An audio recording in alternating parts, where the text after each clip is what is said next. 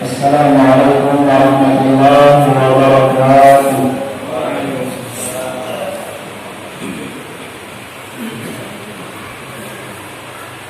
Alhamdulillah, nahmaduhu wa nasta'inuhu wa nastaghfiruhu wa natubu ilayh wa na'udzu billahi min shururi anfusina wa min sayyi'ati a'malina. Man yahdihillahu fala mudilla lahu wa man yudlil fala hadiya lahu. Asyhadu an la ilaha illallah wahdahu la syarika lahu wa asyhadu anna Muhammadan 'abduhu wa rasuluhu la nabiyya ba'dahu. Qala Allah ta'ala: ya ayyuhalladzina amanu taqullaha haqqa tuqatih wa la tamutunna illa wa antum muslimun. Ya ayyuhan nasu taqu rabbakum alladzi khalaqakum min nafsin wahidah wa khalaqa minha zawjaha wa bassa minhuma rijalan katsiran wa nisaa'a wattaqullaha alladzi tasaaluna bihi wal arham innallaha kana 'alaykum raqiba. Ya ayyuhalladzina amanu taqullaha wa qulu qawlan sadida yuslih lakum a'malakum wa yaghfir lakum dhunubakum wa man yuti'illaha wa rasulahu faqad faza fawzan 'azima. Amma ba'du, fa inna asdaqal hadithi kitabullah wa khairal huda huda Muhammadin sallallahu alaihi wasallam wa syarrul umuri muhdatsatuha wa kullu muhdatsatin bid'ah wa kullu bid'atin dhalalah wa kullu dhalalatin finnar. Ma'asyiral muslimin, jamaah salat maghrib yang dimuliakan Allah Subhanahu wa taala. Alhamdulillah, dengan karunia Allah Subhanahu wa taala, pada malam hari ini kita diberikan kesempatan, diberikan keafiatan oleh Allah sehingga kita masih bisa melaksanakan ibadah kepada Allah Tabaraka wa taala. Apalagi kita pada saat ini masih berada di bulan dari bulan-bulan haram, yaitu bulan Rajab, di mana Allah Subhanahu wa taala menyebutkan bahwa bulan-bulan haram itu merupakan bulan yang terlarang secara khusus bagi setiap hamba untuk menzalimi diri mereka masing-masing. Ibnu Abbas radhiyallahu taala anhu menyatakan bahwa bulan-bulan haram adalah bulan-bulan yang mana apabila seseorang melakukan ketaatan di dalamnya, maka Allah Subhanahu wa taala akan melipat gandakan pahala ibadah tersebut. Dan barang siapa yang melakukan kemaksiatan, maka Allah Subhanahu wa taala akan memberatkan bobot dari maksiat tersebut. Maka kita bersyukur kepada Allah Subhanahu wa taala kita bisa melaksanakan ketaatan kepada Allah di malam hari ini. Salawat dan salam kita haturkan kepada Nabi kita mulia Nabi Muhammad sallallahu alaihi wasallam, kepada keluarga beliau, sahabat beliau, dan orang-orang yang senantiasa mengikuti mereka hingga hari kiamat. Zaman yang dimuliakan Allah Subhanahu wa taala, kita akan kembali membahas hal-hal yang berkaitan dengan fikih puasa. Karena memang sebentar lagi, kurang lebih 1 bulan lagi, kita akan memasuki bulan Ramadan, bulan yang setiap tahun hadir menghampiri kita, dan sangat mengkhawatirkan memang apabila sesuatu yang senantiasa kita lewati itu menjadi rutinitas belaka, sehingga euforianya itu biasa-biasa saja. Padahal ibadah itu harus dibangun di atas 2 hal. Salah satu dari 2 hal ini hilang, maka ibadah tersebut tidak diterima oleh Allah Subhanahu wa taala. Apalagi ibadah tersebut terus kita lakukan secara rutin setiap tahun. Ini seringkali menghilangkan euforia ibadah kita, sehingga dengan majelis-majelis seperti ini kita butuh. Sehingga dua hal yang harus ada pada setiap ibadah itu senantiasa diingatkan kepada diri kita masing-masing. Yang pertama, ibadah itu harus dibangun di atas keikhlasan, dan yang tak kalah pentingnya adalah ibadah tersebut harus dibangun di atas ilmu, di atas firman Allah, di atas sabda-sabda Rasulullah SAW, sehingga ibadah tersebut diterima oleh Allah Subhanahu wa Ta'ala. Maka tidak heran apabila Rasulullah SAW ketika beliau bersabda tentang puasa ini, beliau menyatakan banyak orang berpuasa, mereka menahan lapar, bahkan mungkin di siang hari yang sangat panas mereka tetap berpuasa, akan tetapi puasanya tidak menghasilkan pahala. Puasa tersebut hanya melahirkan kelelahan. Di pagi hari dia berpuasa, di malam hari dia sholat tarawih, tapi tidak ada pahala yang dia dapatkan di sisi Allah Subhanahu wa Ta'ala. Rasulullah SAW bersabda, "Rubba sha'imin laisa lahu min siyamihi illa al-ju'." Banyak dalam bahasa Arab kata rubba ini untuk menjelaskan makna banyak. Artinya banyak orang berpuasa, dan banyak juga di antara mereka yang tidak mendapatkan pahala kata beliau dari puasa yang mereka lakukan, melainkan lapar dan dahaga saja. Inilah yang menjadi dasar mengapa kita harus duduk di majelis ilmu untuk mempelajari hal-hal yang berkaitan dengan ibadah, dan salah satunya adalah puasa.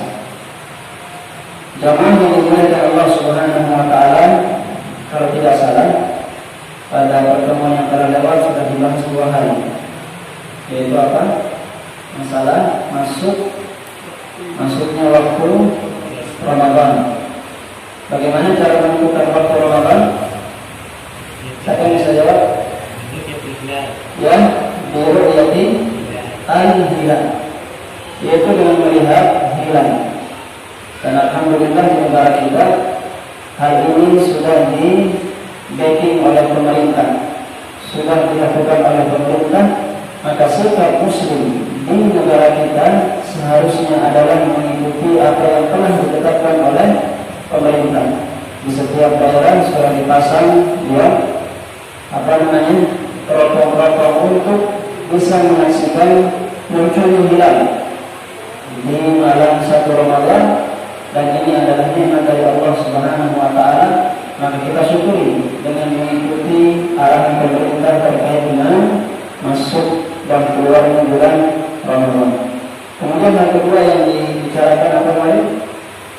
Masalah puasa di hari Syak. Puasa di hari Syak. Apa hukum puasa? Apa maksudnya puasa di hari Syak? Puasa di hari Syak apa artinya? Akan ada di mana? Puasa hari Syak adalah puasa di hari yang meragukan. Kenapa dikatakan puasa di hari yang meragukan? Karena asal dari bulan itu berjumlah 29. Terkadang 30. Kapan suatu bulan itu dihitung 30 dalam penanggalan Qamariyah? Yaitu ketika hilal tidak terlihat di malam tanggal 1 untuk bulan depan tidak muncul hilal.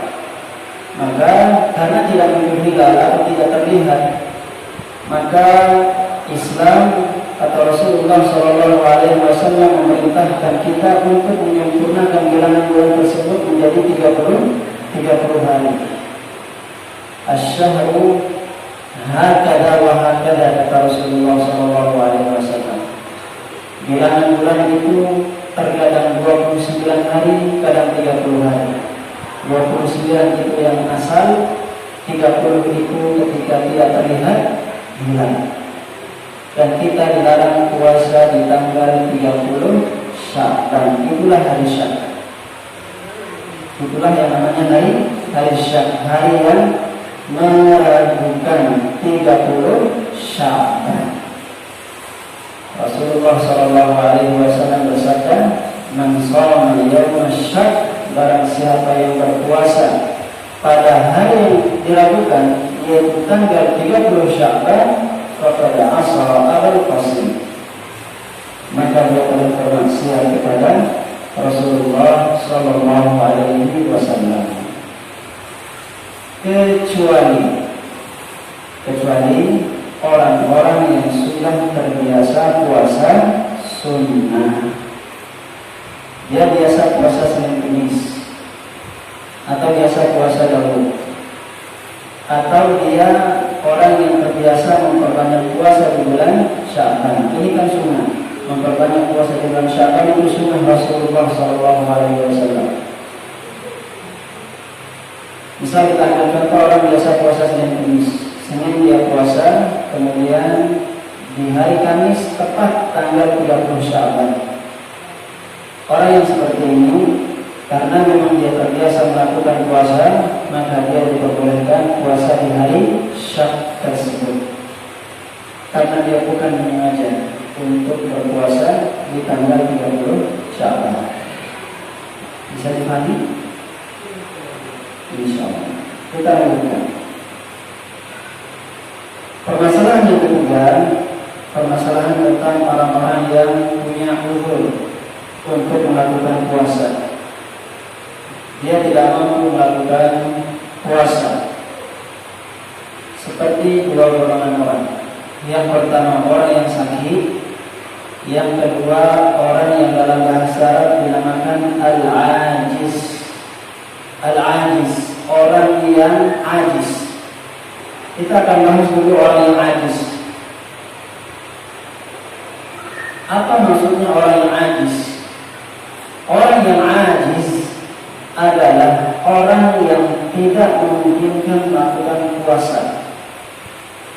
Orang yang tidak memungkinkan melakukan puasa, entah puasa sunnah, entah puasa Ramadan, dia tidak memungkinkan untuk melakukan puasa. Nah, ajiz ini, orang yang tidak memungkinkan berpuasa ini, terkadang dia tidak memungkinkan melakukan puasa karena memang dia adalah orang yang tidak terkena beban syariat. Contoh siapa orang yang tidak kena beban syariat? Orang gila. Nah, orang gila ini tidak kena beban syariat, sehingga tidak memungkinkan bagi dia untuk melakukan puasa. Demikian juga ibadah-ibadah yang lain. Jadi orang gila ini tidak usah dipaksa untuk berpuasa. Ya, kalau kita paksa, berarti kita tidak tahu yang gila itu siapa. Ya. Apakah yang dipaksa atau yang memaksa? Jadi orang gila tidak terkena beban syariat dan dia tidak perlu berpuasa. Demikian juga orang-orang yang menjadi kerabat orang gila ini tidak perlu membayarkan fidyah, tidak perlu juga mewakili dia untuk berpuasa. Karena dalam beberapa kondisi ada orang-orang yang diwakilkan untuk dipuasakan atau dibayarkan fidyahnya, tapi kita tidak bahas sekarang. Nah, untuk kasus orang gila, dia tidak perlu dipuasakan, dia juga tidak perlu dibayarkan fidyah. Nah, ini yang pertama. Orang yang ajiz tidak memungkinkan melakukan puasa karena memang tidak punya beban syariat. Di antara orang yang tidak punya beban syariat, orang yang sudah sangat tua sehingga dia tidak bisa mengingat banyak hal. Apa istilahnya? Orang yang pikun. Orang yang pikun. Kadang-kadang dia sholat lagi dia takbir. Saya perhatikan ada orang seperti itu, sudah tua sekali, umur sekitar 80-an. Jadi kadang-kadang kalau dia mau kencing, dia tidak lihat orang samping kanan samping kirinya, dia langsung buka celananya dan dia kencing. Kemudian kalau dia mau sholat, angkat lagi tangan ini. Dia rukuk, bangun, angkat tangan lagi. dia sudah tidak memiliki kesempurnaan akal.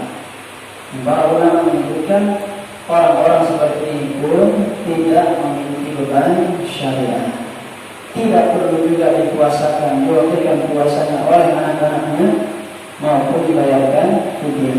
Tidak perlu. Kemudian jenis orang kedua yang ajis, yang tidak memungkinkan melakukan puasa, yaitu orang yang sudah tua.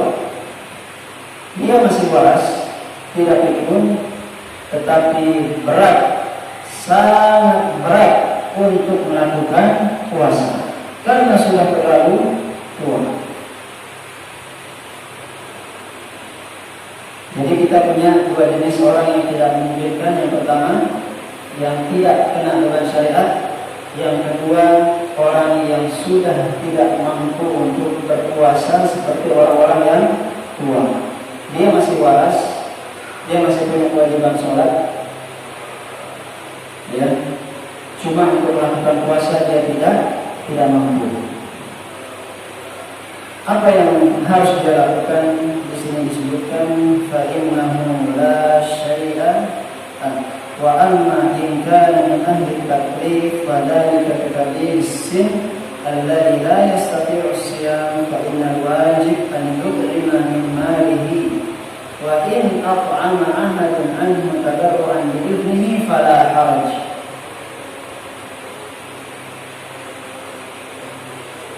Untuk kasus orang yang tua dan tidak mampu berpuasa, maka dia harus membayar fidyah. Dia harus membayar fidyah dari hartanya. Kalau dia tidak punya harta dan ada orang yang menyumbang, maka tidak apa-apa. Misalnya dia punya anak, dia ingin sumbangkan ke orang tuanya karena tidak mampu. Orang tuanya sudah tidak punya pekerjaan, tidak punya harta, anaknya yang menyumbangkan, maka tidak apa-apa. Bayar fidyah. Hal ini berdasarkan firman Allah Subhanahu wa taala, wa 'alal ladzina yutiqunahu fidyatun ta'amu miskin. Orang-orang yang mampu berpuasa namun sangat berat dia melakukan puasa. Dan Ibnu Abbas mengatakan maksudnya adalah orang yang sudah sangat tua, maka dia punya kewajiban untuk membayar fidyah berupa memberi makan orang-orang miskin. Jadi orang yang sudah tua tidak mampu berpuasa, maka apa yang harus dilakukan? Bayar fidyah, kasih makan orang-orang miskin. Kalau dia tidak puasa sebanyak 29 hari, maka dia berikan 29 orang miskin. Kalau dia tidak puasa 30 hari, maka dia berikan 30 orang miskin. Satu kali makan. Satu kali makan. Dan orang miskin yang berbeda-beda. Bukan satu orang dikasih jatah 30 hari, bukan. Ya. 30 orang miskin yang berbeda-beda.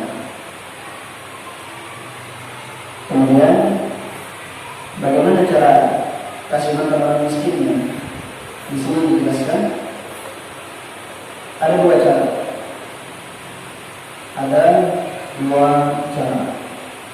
Yang pertama, an-yu'tiya miskinan an kulli yawmin nisfa sa'in min ta'am.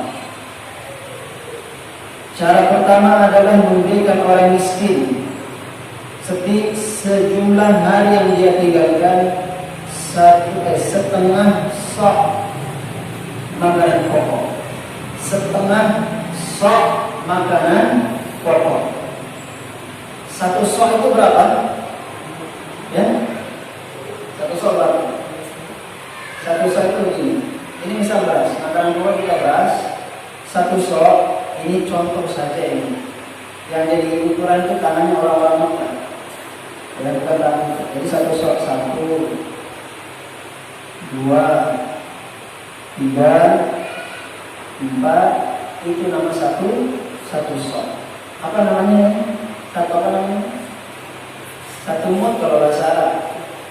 ini 1 mud, 2 mud, 4 mud itu 1 sok. Para ulama mencoba untuk mengkonversi 1 sok itu berapa kilo sih? Nah, mereka akhirnya mencoba mengkonversi, keluarlah kesimpulan yang berbeda-beda.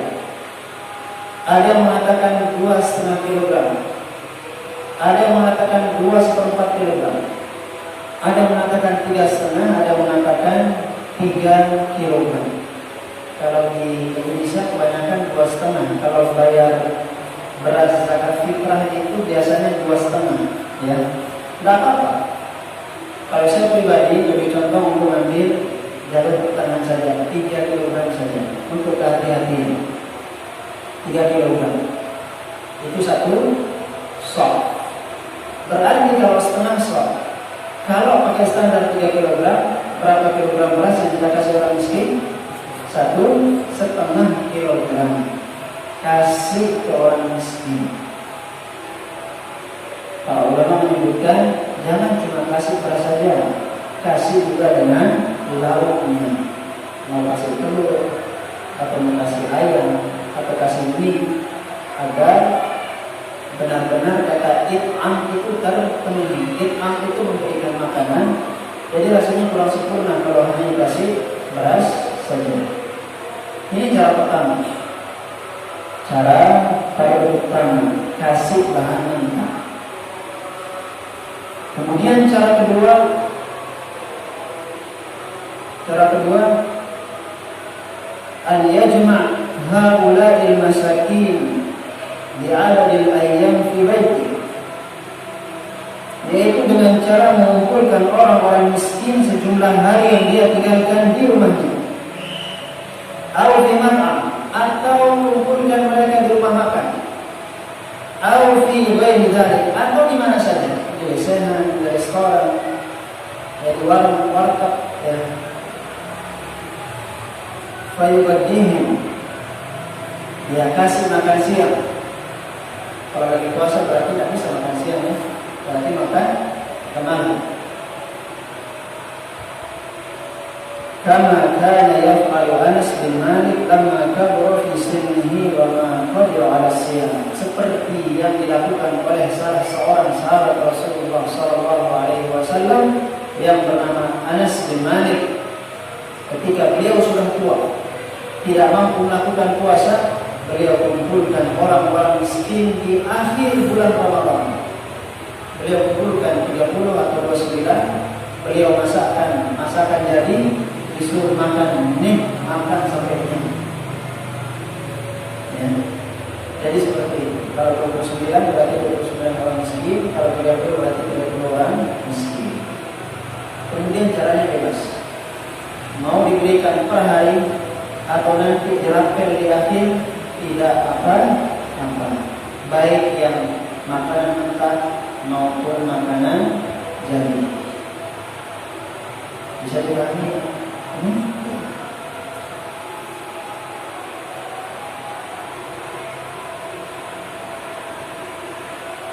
Ini untuk orang yang sudah sangat tua. Dialah yang dinamakan al-ajiz. Kemudian jenis orang kedua yaitu al-marid, orang yang sakit. Orang yang sakit ini ada 3 kondisinya. Setiap orang yang sakit dia tidak keluar dari 3 kondisi. Kondisi yang pertama, sakitnya sakit biasa, sakit pusing biasa, sakit flu biasa, kesakitan batuk biasa, ya. Kalau dia puasa tidak berpengaruh ke kondisi fisiknya, dia pusing. Tapi kalau dia puasa, dia biasa-biasa saja, kuat, dia masih bisa beraktivitas yang lain, masih bisa cari nafkah untuk anak istrinya, atau dia kesandung batu misalnya, ya. Paling selesai nangis, selesai sakitnya. Nah, untuk orang-orang yang sakitnya sakit ringan seperti ini, mereka tetap punya kewajiban untuk berpuasa. Tidak boleh bagi mereka untuk mengqadha puasa. Jangan beralasan saya pusing, padahal dia bisa berpuasa. Nanti sudah, kalau saya sudah selesai kalau selesai puasa saja saya kodok puasanya, selesai Ramadan saja saya kodok puasanya. Tidak boleh, harus berpuasa sekarang. Ini untuk penyakit yang ringan. Kemudian yang kondisi kedua,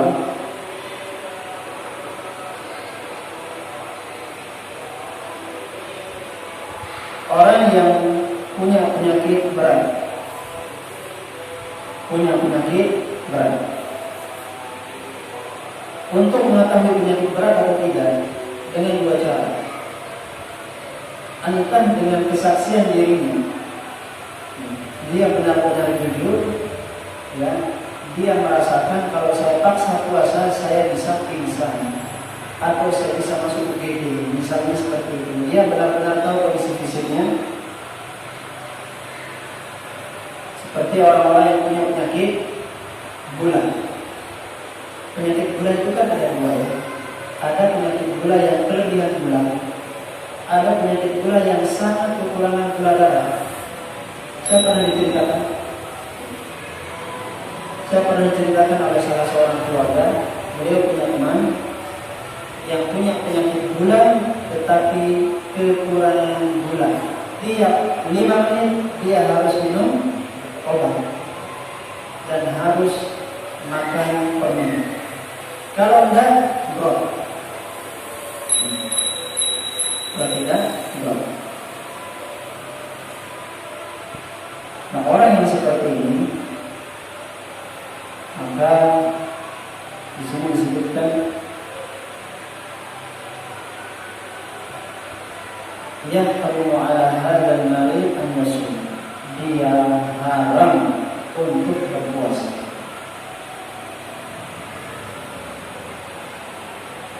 Dia haram untuk berpuasa karena Islam sangat memperhatikan jiwa manusia. Islam itu sangat memperhatikan jiwa manusia. Makanya ada lima hal darurat yang harus dijaga di dalam agama Islam. Di antaranya adalah hifdzun nafsi, menjaga jiwa. Nah, di antara bentuk penjagaan jiwa yang ada di dalam agama Islam seperti ini, orang yang kena penyakit berat, dia diharamkan untuk berpuasa di bulan Ramadan. Dia ganti nanti kalau dia sudah sembuh.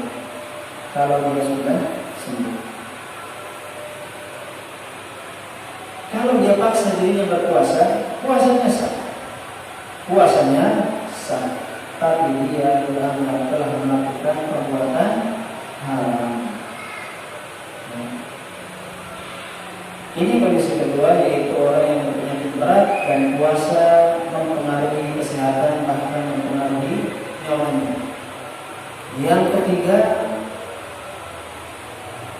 orang yang punya penyakit, kalau dia puasa, dia tidak kena mudarat, tapi dia merasakan berat. Penyakitnya tidak bertambah berat, tapi kalau dia paksa puasa, dirinya merasakan berat, tapi masih bisa berpuasa.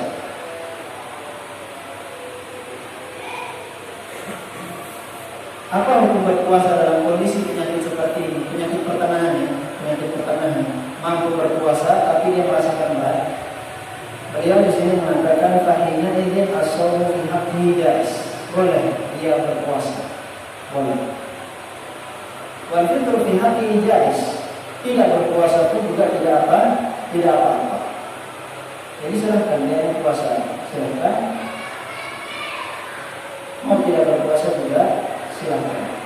Kalau dia tidak berpuasa berarti dia ganti di hari lain ketika dia sudah sembuh. Kemudian orang yang sakit yang berat, ini ada dua kemungkinan. Entah sakit beratnya itu sakit yang masih bisa diharapkan kesembuhan. Kondisi kedua, sakit berat yang tidak atau sulit diharapkan kesembuhannya. Jadi dia divonis sama dokter, Pak, kalau lihat kondisi Bapak dan melihat pengalaman sebelum-sebelumnya, Bapak kayaknya sulit untuk diobati. Ada beberapa penyakit yang divonis oleh dokter, penyakit tersebut belum ditemukan obatnya, ya, atau menurut pengalaman penyakit model ini itu sulit sembuh. Nah, hukumnya berbeda-beda. Kalau jenis penyakit pertama, misal sakit tipes. Sakit tipes itu tidak bisa kalau dilakukan makan, dia harus mengkonsumsi makanan yang sehat. Tapi dia masih punya kemungkinan sembuh, besar kemungkinan, karena kebanyakan orang selalu selamat dari penyakit tipes ini. Nah, untuk orang berpenyakit model seperti ini, dia punya kewajiban untuk mengganti puasa tersebut di hari yang lain ketika dia sudah sembuh. Tapi kalau dia punya penyakit sulit diharapkan kesembuhannya, apa contoh penyakit yang sulit diharapkan kesembuhannya? Ginjal. Ya? Kecelakaan terus ya. Nah, itu sulit.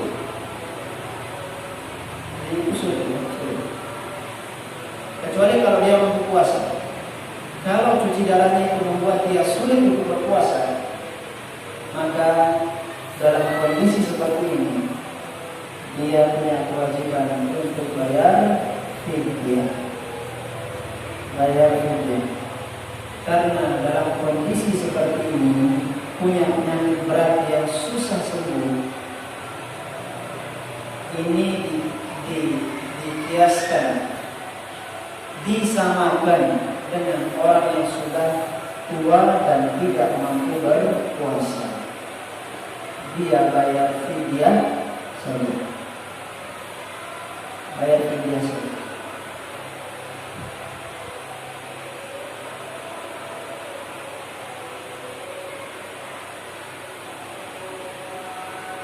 Ini untuk orang yang sakit. Kita ulang tadi ya. Dilihat dari orang yang sakit itu dibagi menjadi 3. Sakit ringan, sakit sedang, sakit berat. Sakit ringan tetap wajib berpuasa. Sakit sedang mau puasa mau tidak silahkan dipilih. Kalaupun dia tidak puasa, dia harus ganti di hari yang lain. Kalau sakit berat, maka haram bagi dia untuk berpuasa. Dia nanti ganti di hari yang lain kalau dia sudah sembuh. Tapi kalau penyakitnya itu penyakit yang susah disembuhkan, menurut pengalaman sebelumnya dan atas diagnosa dokter, maka apa yang dilakukan? Bayar fidyah.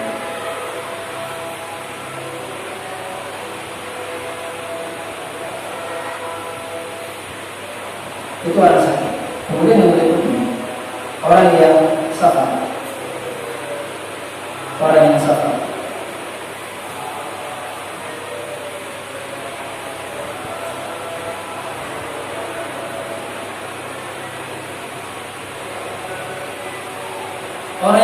juga ada 3 kondisi. Kondisi pertama, perjalanan jauhnya membuat dia mudarat. Perjalanan jauh yang membuat dia mudarat. Dalam kondisi seperti ini juga diharapkan baginya untuk berpuasa.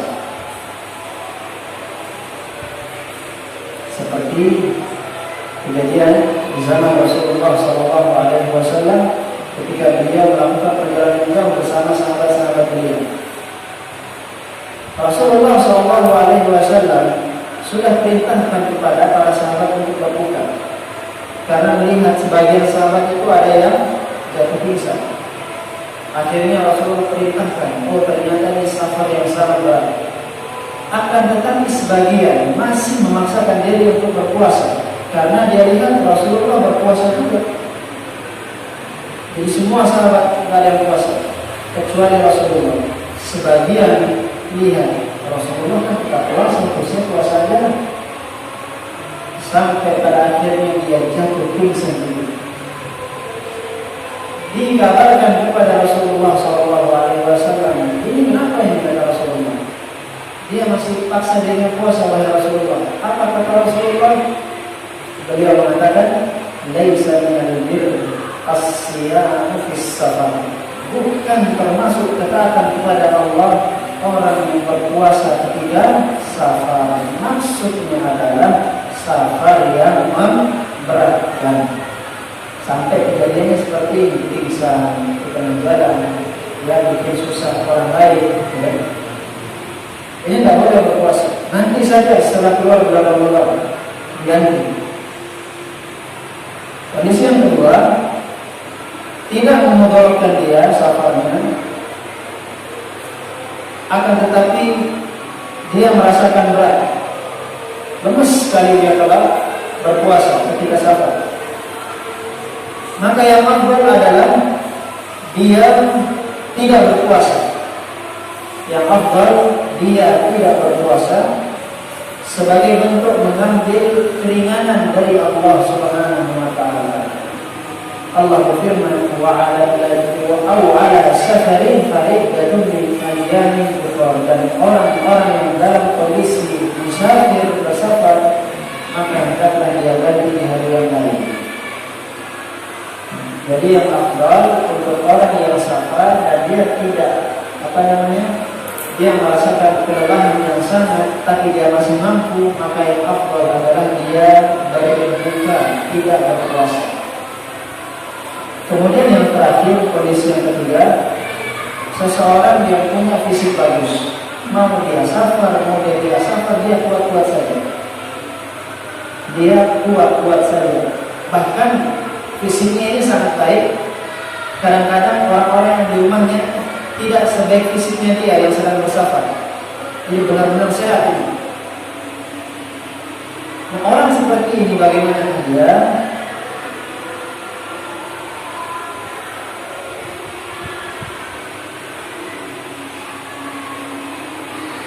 Fanaqulu huwa bil khiyar. Orang yang seperti ini maka dia diberikan kebebasan. Mau dia puasa, bagus. Mau tidak berpuasa, tidak apa-apa. Tapi Ustaz, dia kan lebih sehat dibandingkan orang-orang di rumahnya. Iya, walaupun demikian, cuma dia dalam kondisi musafir. Statusnya dia sebagai musafir itu sudah menjadi legalitas bagi dia untuk memilih mau puasa maupun tidak, meskipun dia lebih sehat dari orang-orang di rumahnya.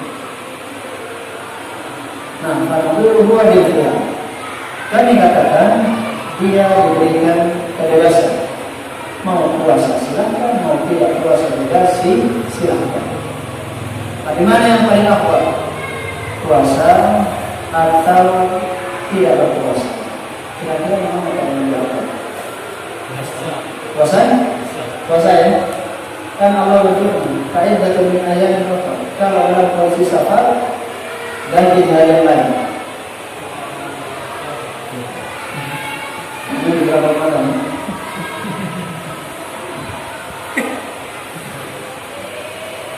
Jawabannya adalah benar ya. Yang paling afdal, yang lebih afdal dia tetap berpuasa. Tetap berpuasa.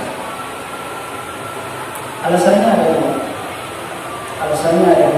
Yang pertama, agar dia lebih cepat melakukan ketaatan kepada Allah Subhanahu wa taala. Kan sifatnya orang-orang beriman, wasari'u ila maghfiratin min rabbikum. Di antara sifat orang-orang beriman ialah mereka bersegera melakukan ketaatan. Nah, dalam kondisi seperti ini dia mampu berpuasa, dia tidak merasakan keletihan, maka tentu yang lebih afdal adalah dia bersegera untuk melakukan puasa. Tidak usah ditunda ke hari yang lain. Ini alasan pertama. Alasan kedua, karena kebanyakan orang, kita menghukumi kebanyakan orang itu sudah menunda-nunda puasa yang dia tinggalkan. Bulan Syawal dia dia tunda bulan Dzulqa'dah, dia tunda bulan Dzulhijjah, dia tunda, akhirnya bulan Sya'ban dia ganti. Padahal dia mampu itu. Dan sebagian orang bahkan sampai lupa mengganti puasa Ramadannya saking asiknya dia menikmati hari-hari kosong.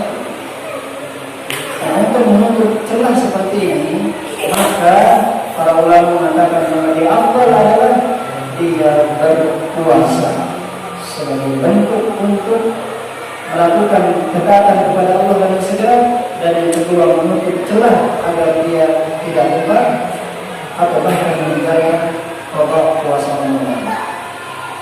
Karena kalau kondisinya berat, kalau kita tinggalkan puasa sekarang misalnya di tahun lalu kita tinggalkan 5 hari, kita tunda sampai datang puasa Ramadan di tahun ini, kita kena dosa. Bahkan fatwa Ibnu Abbas radhiyallahu taala anhu, fatwa beliau mengatakan barang siapa yang menunda puasa, menunda qada puasa Ramadan sampai datang puasa tahun depan, maka hukumannya ada 2. Yang pertama, dia ganti puasa Ramadannya, kemudian dia harus bayar fidyah sesuai dengan jumlah hari yang dia tinggalkan. Ini fatwa Ibnu Abbas radhiyallahu taala. Jadi untuk menutup pintu seperti ini sudah kita katakan lebih afdal bagi orang yang segar dalam keadaan sabar adalah tetap berpuasa. Wallahu a'lam. Mungkin ada yang mau ditanyakan sebelum kita persiapkan sholat isya. Habis saja kita sholat. Pertanyaan jawab. Atau ini kan belum masak ini. Yang belum masak kan? Dua.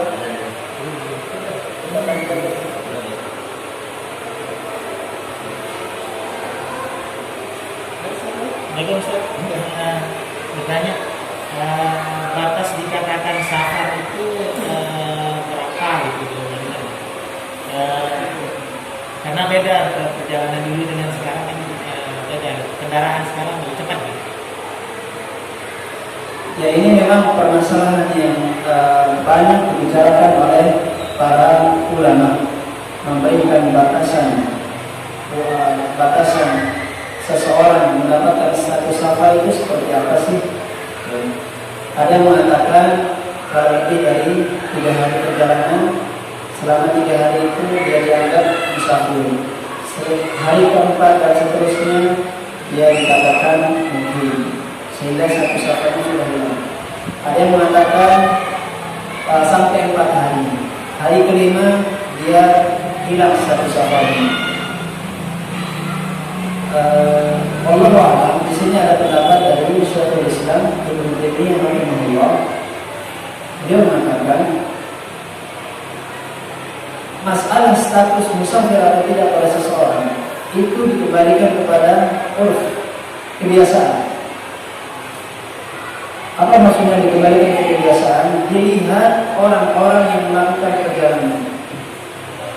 Ketika orang melakukan perjalanan dan dia membutuhkan persiapan untuk melakukan perjalanan jauh, maka itu dianggap sebagai safar. Misal saya kalau mau ke mana misalnya, ke Bima misalnya, ke Bima. Kalau ke Bima itu sudah masuk safar karena jaraknya sudah membolehkan kita untuk qasar salat. Misal saya kelompok tengah misalnya,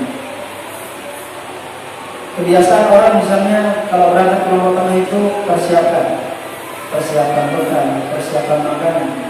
Kalau zaman sekarang ATM harus ada di sini, ya. Paling tidak uangnya harus sekian kalau kita jalan kelompok tengah. Maka kalau posisinya seperti itu, kondisinya seperti itu, maka perjalanan dari kelompok tengah itu dikatakan safar. Kalau memang seperti itu, ya. Kemudian masalah safar, selain dia ditentukan dengan hari, juga ditentukan dengan panjang perjalanan. Dan ini pun terjadi perbedaan pendapat karena perjalanan yang ditempuh oleh Rasulullah SAW yang kemudian beliau qasar di jarak-jarak tersebut itu berbeda-beda. Ada yang 12 mil, ada yang sekian kilo, ada yang sekian kilo. Maka dari inilah Syekhul Islam Ibnu Taimiyah berpendapat bahwa masalah menentukan status orang musafir atau tidak itu dikembalikan kepada kebiasaan masyarakat. Dia tidak dikembalikan kepada transportasi yang berubah. Transportasi berubah semakin bagus, artinya status hukumnya berubah. Tidak, ya. Itu tidak mempengaruhi. Yang menjadi standar adalah kebiasaan masyarakat setempat. Kalau kita berbicara di bawah misalnya, sebagian masyarakat, kita lihat kebiasaan orang-orang dulu, melihat kebiasaan orang-orang dulu.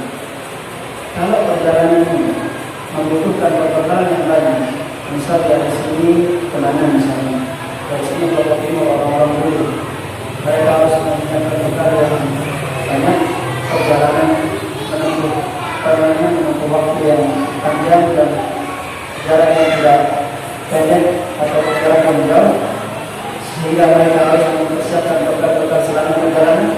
Maka secara kebiasaan itu sudah dianggap sebagai safar. Tapi saya tekankan kembali, ini permasalahan hilang. Silahkan dibaca lagi, banyak artikel yang menulis masalah safar ini, dan akan sangat banyak hilang terjadi di situ. Adapun saya pribadi, saya bercontoh ya, membagi menjadi dua perspektif. Yang pertama melihat kepada kebiasaan masyarakat, kemudian yang kedua melihat kepada jarak tempuh. Kalau jarak tempuhnya itu kalau kita ke 1 kilometer kurang lebih 75 sampai 80 kilometer, maka itu sudah dianggap musafir.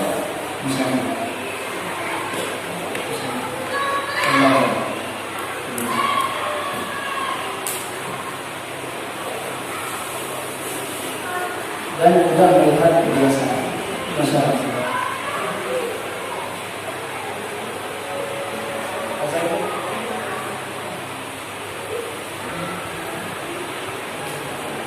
Satu lagi Pak Ustaz, ini orang yang sakit ini Ustaz, apa namanya?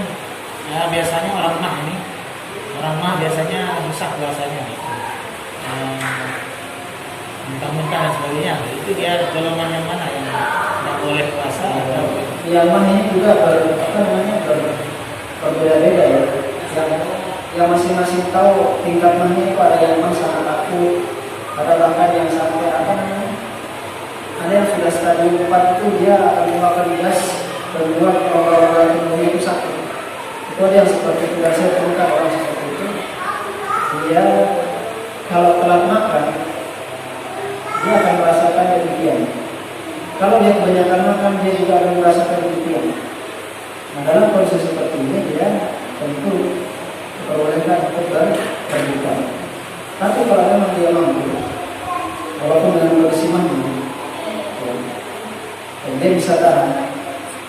Dan walaupun dia merasakan sakit, itu tidak terlalu mudarat untuk dirinya, maka yang seperti ini dia tetap diharuskan untuk berpuasa.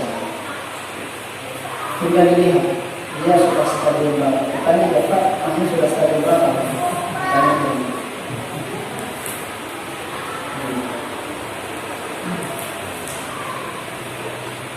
Kalau dia merasa tidak mampu, apa dia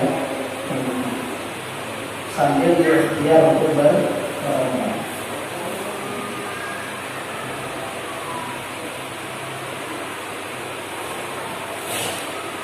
saya pernah dapat pengalaman Pak, orang-orang yang punya penyakit ini asal dia jalankan puasa dengan benar,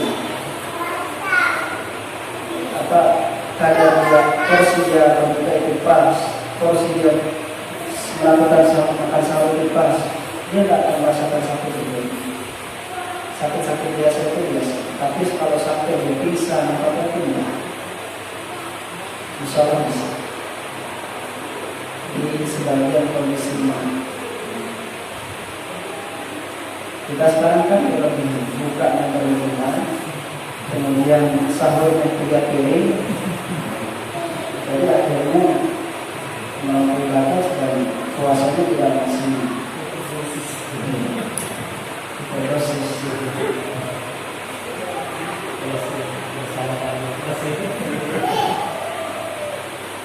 Mungkin begitu.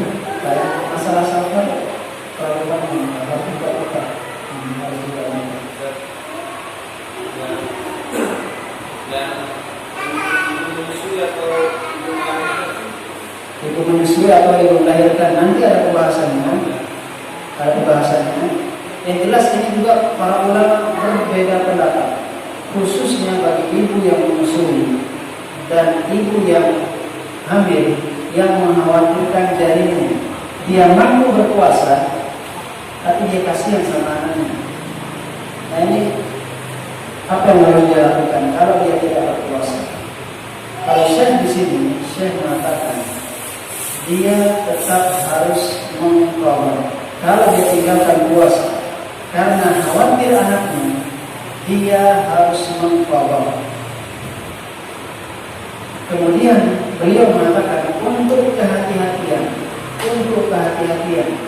khususnya bagi orang yang punya kemampuan ekonomi lebih, selain dia qadha, dia juga bayar fidyah. Pendapat beliau seperti itu. Di sini ada beberapa pendapat yang ma'ruf banyak dilakukan oleh orang-orang, cukup membayar fidyah bagi ibu menyusui dan ibu hamil yang tidak berpuasa karena khawatir anaknya. Sebagian mengatakan cukup bayar fidyah. Tapi Syekh di sini mengatakan karena itu adalah yang asas dalam menjalani puasa, itu adalah Allah. Nanti akan dibahas insyaallah, akan dijelas oleh ustaz yang lain insyaallah. Mungkin gitu ya. Terakhir Ustaz. Terakhir ya. Benar nih terakhir. Namanya yang bayar fidyah tadi itu udah dia nggak puasa, tidak mampu bayar fidyah lagi. Nah, gimana solusinya? Tidak mampu bayar fidyah. Nah, kapan dia mampu?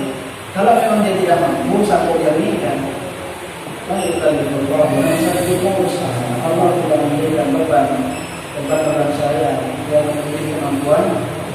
Kalau memang dia tidak mampu, dia tunggu mampu. Kalau meninggal dulu ya sudah. Mau gimana lagi? Masa membuat diri kita tidak mungkin buat diri ya. Kalau dia punya harta barang yang bisa dia jual. Kalau dia punya tabungan, dia pakai tabungan, jangan sayang sama tabungan. Kalau ada orang yang berarti, alhamdulillah. Tapi kalau tak punya sama sekali miskin, cuma punya baju ya, misalnya, maka sudah. Allah.